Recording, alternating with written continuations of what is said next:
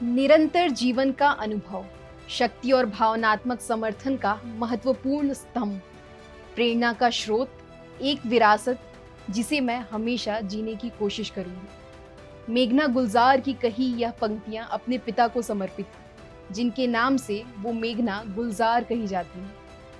नमस्कार, मैं हूं प्रियांशी गुप्ता। आप देख रहे हैं हिंदी खबर।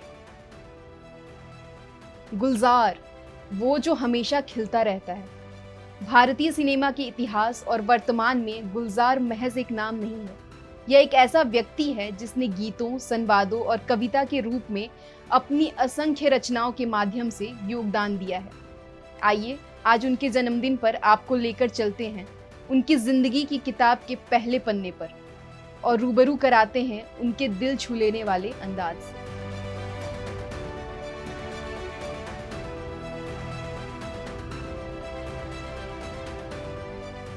गुलजार साहब का जन्म 18 अगस्त 1936 को हुआ था। हालांकि कुछ रिकॉर्ड्स की माने तो उनका जन्म वर्ष 1834 भी बताया जाता है, पर एक तरह से देखें तो जन्म पर बहस गुलजार साहब की उपलब्धियों पर छाया नहीं डाल सकती। गुलजार साहब जितना अपने काम को लेकर जुनूनी हैं, उतना ही अपने परिवार को लेकर भी। वे पूरी निष्ठा से अपनी बेटी और पोते के लिए समय निकालते हैं। नसरीन मुन्नी कबीर ने अपनी किताब में उनका वर्णन उनकी उत्तम विशेषताओं, मृदुभाषी व्यवहार और स्वभावी संयम के साथ शालीनता की छवि के रूप में किया है। लेकिन वह एक ऐसे व्यक्ति हैं जो अपने जीवन में चाहे कुछ भी घटित हो रहा हो, हास्य ढूंढ लेते हैं।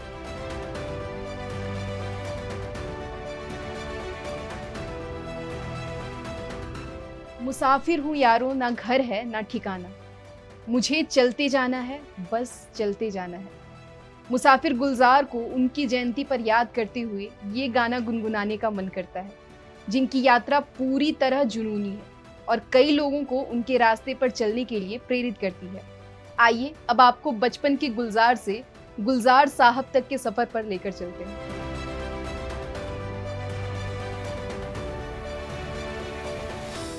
शायद ही लोग जानते होंगे गुलजार साहब का असली नाम संपूर्ण सिंह कालरा है।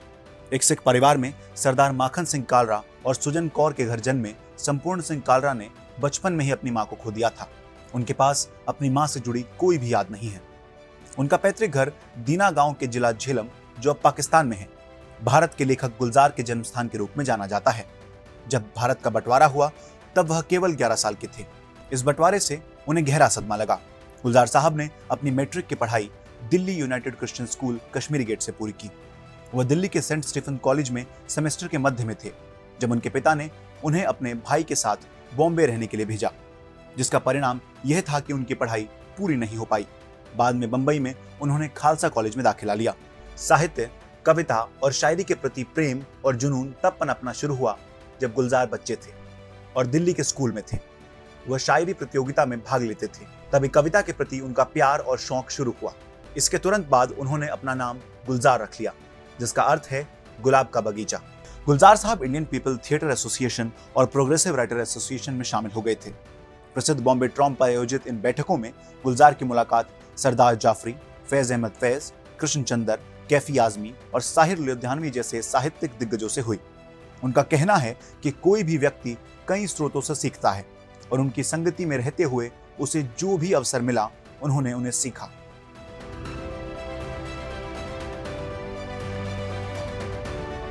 प्रसिद्ध जंगल जंगल बात चली है, तुमसे नाराज नहीं जिंदगी, हैरान हूं मैं, आज भी पुरानी यादें ताजा कर देता है और इसका श्रेय गुलजार साहब को जाता है। उन्होंने अपने बेहद अच्छे गानों के बोल से कई अभिनेताओं और फिल्मों को जनता के बीच हिट किया है। फिल्म उद्योग में ब्रेक से पहले गुलजार साहब ने अपने भाई के पेट्रोल पंप पर काम किया। बाद में उन्होंने 1963 की फिल्म बंदनी में संगीत निर्देशक SD बर्मन के साथ एक गीतकार के रूप में अपना करियर शुरू किया। वह आज भी भारतीय सिनेमा के सबसे बेहतरीन गीतकारों में से एक हैं। हालांकि उन्होंने खुद को केवल गीत लेखन तक ही सीमित नहीं रखा। वह एक लेखक, फिल्म निर्देशक, कवि, पटकथा और संवाद लेखक भी हैं। जो चीज उन्हें वास्तव में विशेष बनाती है वह यह है कि वह काव्यात्मक विचारधारा से भटके बिना समय के साथ चलने में कामयाब रहे हैं। उन्होंने कई संगीत निर्देशकों के साथ काम किया है, जिनमें पुराने जमाने के RD बर्मन से लेकर AR रहमान जैसे नए संगीतकार शामिल हैं। एक फिल्म निर्देशक के रूप में उन्होंने आंधी और मौसम का निर्देशन किया। उन्होंने 1980 के दशक में एक टीवी श्रृंखला मिर्जा गालिब का भी निर्देशन किया। उनकी अन्य कृतियों में किरदार और माचिस शामिल हैं, जो पंजाब में आतंकवादी आंदोलन का दस्तावेजीकरण करने वाली फिल्म है। गुलजार साहब को संगीत और कला का बेहद शौक है। गुलजार साहब ने अपने 40वें वर्ष में सितार की शिक्षा भी ली थी। हर दिन सूर्योदय से पहले जागते थे और धार्मिक रूप से इसका अभ्यास करते थे। वह गीतकार शैलेंद्र और मिर्जा गालिब से भी काफी प्रेरित हैं।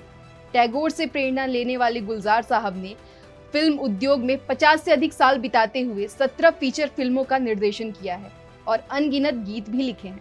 गुलजार साहब ने अपने जीवन में खूब संघर्ष किया, निर्देशन और साहित्य की दुनिया में अपना अभूतपूर्व योगदान दिया। आइए जानते हैं कि उन्होंने अपने जीवन में क्या कुछ उपलब्धियां हासिल की।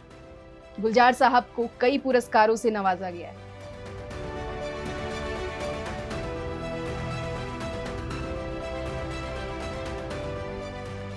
गुलजार साहब को 2004 में पद्म भूषण से सम्मानित किया गया। वह साहित्य अकादमी पुरस्कार और भारतीय सिनेमा के सर्वोच्च पुरस्कार दादा साहब फाल्के के प्राप्तकर्ता हैं।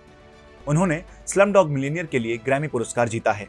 गुलजार साहब ने 20 से अधिक फिल्म फेयर पुरस्कार भी जीते हैं।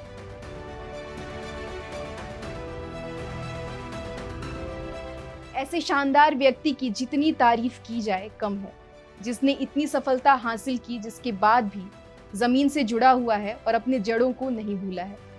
वह चुपचाप उपलब्धि हासिल करने वालों में से एक है, जो मेहनत और लगन से अपनी कला के माध्यम से आगे बढ़ना और योगदान देना जारी रखते हैं। अब मुझे दीजिए इजाजत। देखते रहिए हिंदी खबर।